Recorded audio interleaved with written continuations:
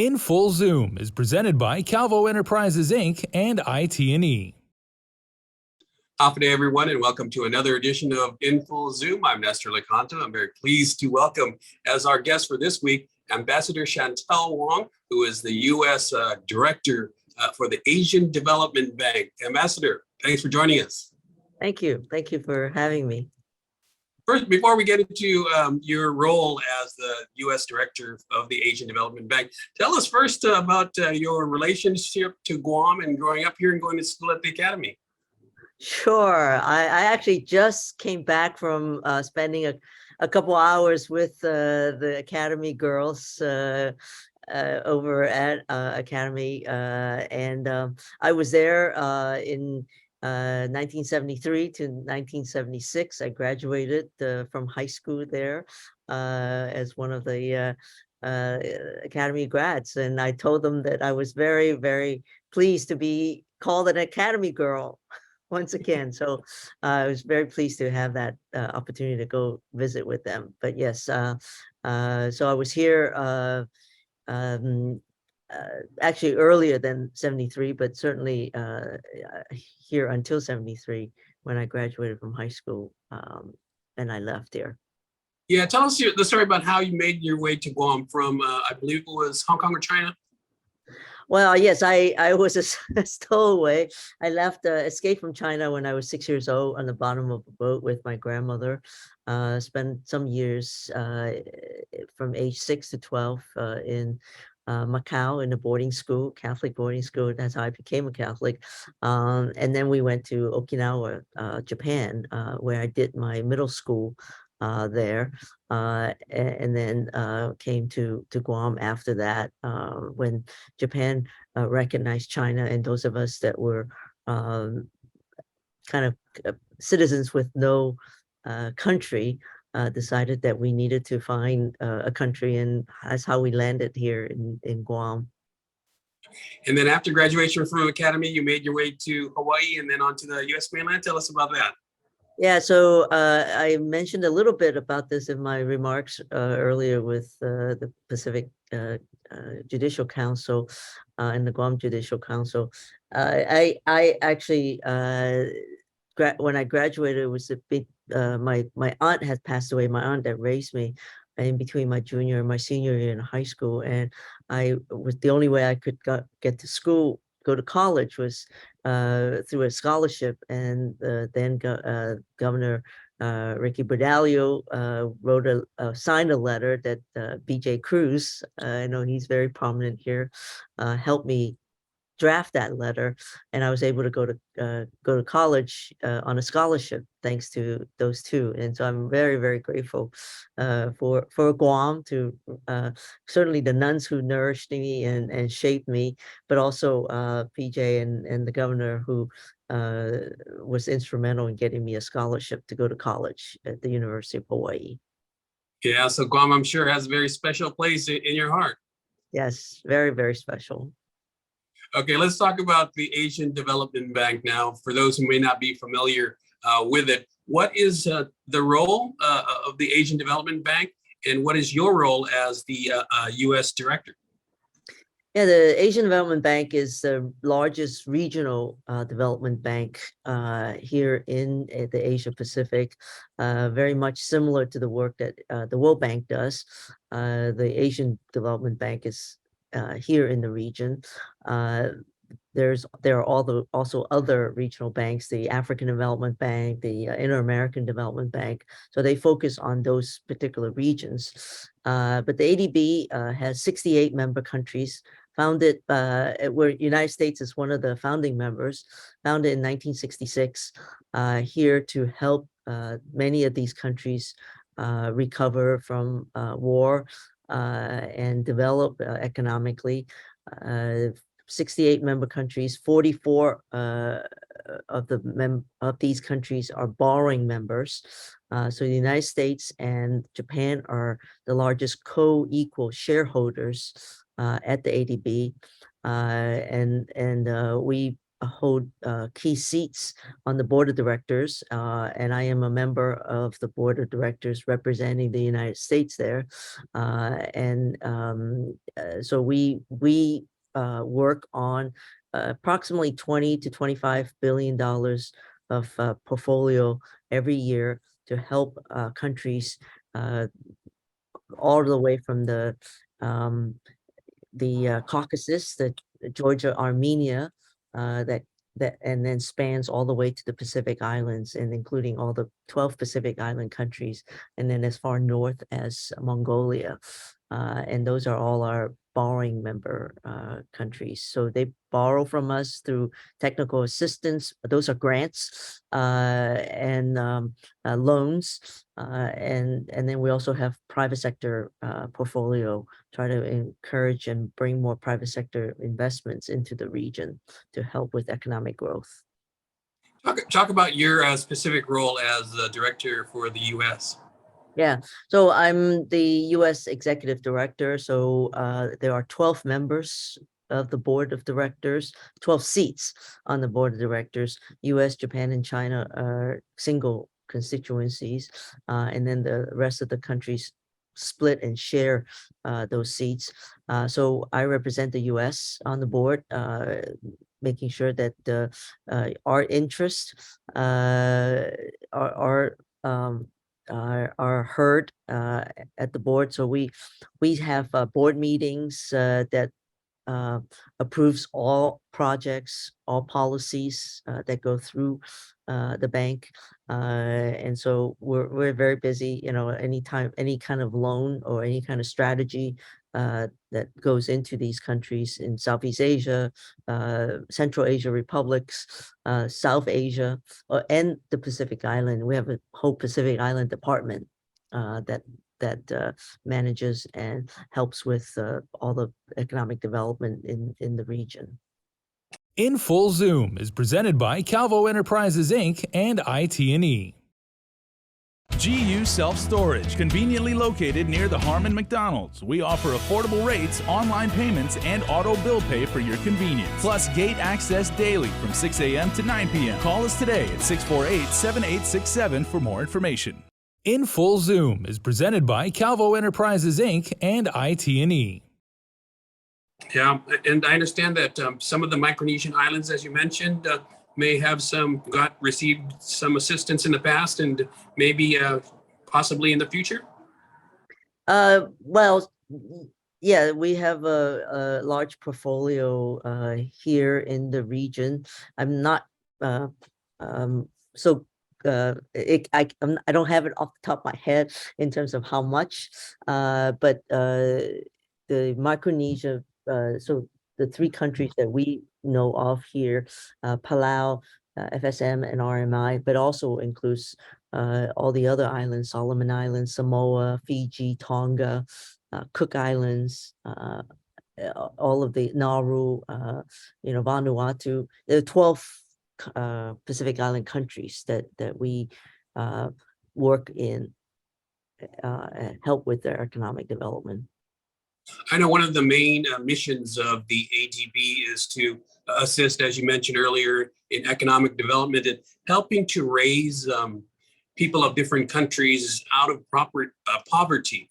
Explain what some of those challenges are. Well, here particularly in the Pacific region, the population is small, land area is wide. There's lots of constraints with limited imports and not very many exports for economic development. And so those are key particular challenges. Also capacity. There's limited capacity. So we're working on raising the capacity levels on governance, on all, helping them build roads or facilities. And so, but Pacific Islands are particularly challenged because of the small size of the population, the scarce, land area, the sparse population, and so those are all key challenges for us. Yeah, I imagine that there are a lot of needs and probably more needs than there are resources and assistance available. How do you go about ultimately selecting which ones to fund and which ones to maybe put off? Yeah, so we go through an exercise with the countries every year. Well, every 3 years, we have a rolling, what we call country partnership strategy. Here in the Pacific, we have a thing called the Pacific Strategy, and that's actually available on our website. We've worked it out with all of the countries involved on what they want to borrow on, what kind of projects they are, but helped by sort of some analysis on whether it's health sector that they need particular help with, or education, or roads, or power generation. So here we have a lot of sunshine. We're thinking about renewable energy, either sunshine or wind. Those are to get off grid, because many countries are on diesel, right? And particularly you have to import a lot of that. So we're working with other development partners, like here in the region. Australia and New Zealand are particularly interested, particularly the countries that are closer to them, but also USAID is also in this region, and so we're working with partners to make sure that that they have whether it's an infrastructure or power supply, or whether it's focused on tourism. How do we help them with their economics, and certainly setting up like I was talking today about the rule of law, helping them with capacity building on their judiciary, ensuring that they have an environment that's conducive to private sector investments. So all of those we cover. Yeah, quite a broad range. I know you mentioned renewable energy. Is environmental sustainability a key issue for the ADB as well? Because I know it is here in the Pacific. Absolutely, because I think the countries are more vulnerable to climate change, because some of these countries might disappear if we don't, with the rising sea levels, if we don't do the necessary things to mitigate, but also to help them with adaptation. Yeah. I know that President Biden has signed into law just recently one of the most sweeping climate change acts in U.S. history. Is that going to fall into your lap too, as far as ADB? We're certainly looking at that. I think through the ADB, it's really our investments helping, what our contribution is to the bank, but and it's all through the development banks. So we're definitely hoping to help the countries with investments in this area. So the bank president, President Asakawa, has pledged that we will increase our lending, our portfolio, from $80 billion to $100 billion on climate specifically. And so we will be definitely helping the president deliver on that promise. Yeah. In addition to the environment, are there any other specific issues, key issues that you're looking at? Yeah, so the recovery from the pandemic is still slow in countries. Tourism has come back, but not to the full extent that is needed. So we're helping countries figuring out how to recover. On top of that, the Russian invasion on Ukraine has really skyrocketed fuel costs, food costs, and so the fertilizer costs. Those are all issues that are plaguing our people in our region, governments in our region to meet those challenges. So food security is a huge issue for us, and to recover from, the effects of both the pandemic, those knockoff effects from the invasion, but also climate change is real big. So those are all they're all coming together at the same time that cause huge crises, triple crisis that is going on in the region. In Full Zoom is presented by Calvo Enterprises Inc. and IT&E. GU Self-Storage, conveniently located near the Harmon McDonald's. We offer affordable rates, online payments, and auto bill pay for your convenience. Plus gate access daily from 6 a.m. to 9 p.m. Call us today at 648-7867 for more information. In Full Zoom is presented by Calvo Enterprises Inc. and IT&E.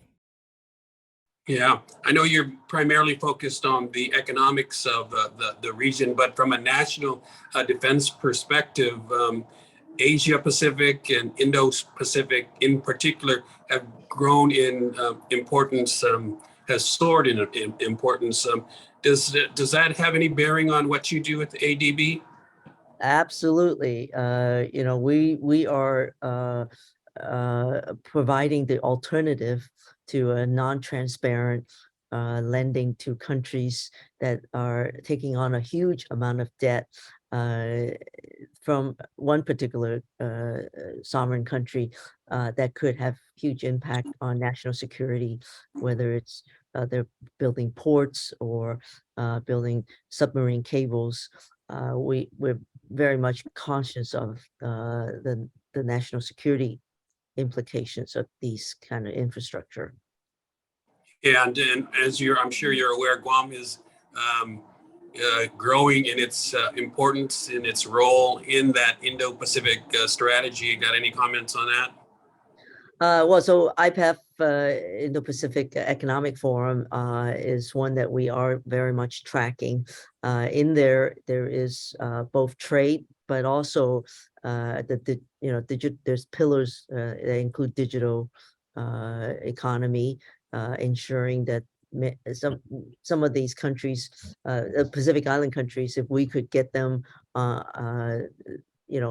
connected to the internet with cables or with access to the internet more readily, that would be a really great opportunity for us, as well as working on corruption, fair trade. And so yes, IPAF we're tracking very much. I'm working on getting the ADB more involved and into the IPAF conversations. Yeah, as you mentioned, the U.S. and Japan are the major stakeholders in the Asian Development Bank. But as you also mentioned, China is also on that board. Is it given the and I don't want to say too much that's tensions, but is that a little awkward in your dealings on the board? Well, I have particular legislation in Congress that directs my vote against to vote no on projects in the PRC, and so I tell my friend on the board when I do vote against it, but there are reasons why we do vote against, because of human rights abuses or any other type of thing that is required for us to vote against it. And I give them a heads up. Usually, we're learning to work with each other. His suite, we have 12 suites around the building on the 9th floor. His suite is actually right next to mine, so I walk by his suite often, and we try to be cordial to each other. We have, I think, on some issues we could work together, like climate change. There are avenues and places where we can agree on, and then there are things that we can't agree on. and I have to vote according to, what I'm directed to do. Yeah, and I imagine that there are plenty of programs providing assistance to countries outside of China that they will be agreeable to help raise the poverty in those countries as well. Yeah. Yes, absolutely. We vote similarly on some things for sure. One of those countries may be the place where you're living at right now, because the ADB is headquartered in Manila, Philippines. Talk about, as you know, there's a large Filipino Guamanian population here. Talk about how that country is faring and how it's recovering from the pandemic, which has hit every country, and how ADB might be helping the Philippines. Well, the Philippines actually, before the pandemic, was doing really well. The growth was doing well, and then the pandemic hit. So the previous administration, Duterte administration, was very draconian in its lockdown, both closing schools, closing all businesses in the lockdown in terms of controlling COVID. But the ADB has been a big partner with even the Duterte government. His effort, he's called it Bill, Bill, Bill. We were very much in partnership with him.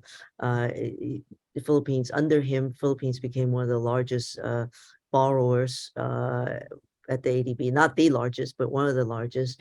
We have the largest loan to that we have is to the government of the Philippines for a north-south commuter rail. And then we signed the first ever climate change policy-based lending also to the government of the Philippines. I was very much privileged and honored to be part of the presidential delegation to the swearing in of President Bongbong Marcos, where I heard him speak highly of his commitment and his views on climate change. And I'm sure that there are a lot of areas that we can be helpful to him on vis-a-vis climate change. I think he sees climate change as a significant threat to the country. So we're working to help him figure out how to finance some of the things that he wants to do in the Philippines. One of the things we need to do is help him with the traffic in Manila. Yeah, we are familiar with the traffic. Which I have to get in every day to commute to work. Yeah, you are. I was going to say you're situated in the Ortigas area, and you have to go through the dreaded EDSA to get typically to your work. Imagine. I have to tell you, this is not my first time at the ADB. I was here at the ADB 20 years ago. President Clinton had appointed me as the alternate executive director, and it's really, when I first got back to Manila 20 years later, I saw with my own eyes, and it's not a scientific analysis by no means, but I saw that around ADB, the number of buildings have just blossomed, like the tall buildings, the economic activity has really increased. And my own view, my own analysis, impression is that, Mega Mall's gotten even more mega, which is right outside my window. I could see Mega Mall. They've expanded the number of shops, the number of high-end restaurants, the food scene, all of that just bodes well for like a burgeoning middle class that has the capacity to spend on good food and good designer bags, right? Yeah. So I think Philippines is actually doing pretty well. So we're hoping to continue the economic recovery with them. In Full Zoom is presented by Calvo Enterprises Inc. and IT&E. GU Self-Storage, conveniently located near the Harmon McDonald's. We offer affordable rates, online payments, and auto bill pay for your convenience. Plus gate access daily from 6 a.m. to 9 p.m. Call us today at 648-7867 for more information. In Full Zoom is presented by Calvo Enterprises Inc. and IT&E. Yeah, and I was going to segue, and you brought up President the new President Marcos, and just as a final question, what do you think? Has he reached out to ADB for any other assistance besides the climate environmental issue? Yeah, we're very closely working with the president on these issues. President Marcos has appointed some key members of his economic team. One of them actually is a former colleague of mine at the ADB. So we're all very up on the people that he has, the technocrats, the very, very good technocrats in the finance sector anyway. And so we'll continue to be supportive of the Philippines as they take a look at what projects or what assistance they need through their recovery process. Yeah, and I think another sign of him moving closer to the United States and further from China, as Duterte had done, is that I think it's an expansion of the security agreement, or the agreement that allows for military U.S. military training in the country. That's correct. I don't know much about the military aspects of it, but I do know that we have an hour after his inauguration, he had a bilateral meeting with us, and he has agreed to go to the United States. And so did Sarah Duterte, whom we met, the vice president. We also met her the day before the inauguration, and she's very anxious and eager to develop closer ties. So I think there is a thought, with President Duterte, we were not on best of terms, but I think things have really turned differently lately with this new president. By the way, another friend of mine, which is another great sign, is Susan Opley, who has, her father was a career diplomat, a seasoned diplomat, Senator Blas Opley. Blas Opley, who was Secretary of Foreign Affairs, whom I had the pleasure of meeting 20 years ago. But the daughter, has been a champion of migrant workers, and you know how important that segment of the Philippine economy is, migrant workers. And she has been appointed by President Marcos to be the first secretary of Department of Migrant Workers. And so I also have a real warm heart around that particular issue, because I think it's like 12% of the economy is remittances from Absolutely. foreign workers, OFW, right? Overseas foreign workers of the Philippines. And I know in the United States, we could not have gotten over the pandemic without Filipino nurses and on the front lines of the COVID pandemic for the US. And I'm very grateful for that. And certainly my mother, who's now in an assisted living facility in San Francisco, all of them, all the people that takes care of her are Filipino nurses. So yeah, it's amazing. You find in all over the world, Filipino nurses or Filipino entertainers, singers. yes, it's kind of one of the country's greatest exports. Very talented, and then in specific countries like the Middle East, the Southeast, the Asia region, they're also the household help. Yeah, right. All right. So thank you so much, Ambassador Chantale Wong. of the Asian Development Bank, our guest this week. Thank you so much for your time. Appreciate it. Thank you. Thank you for having me.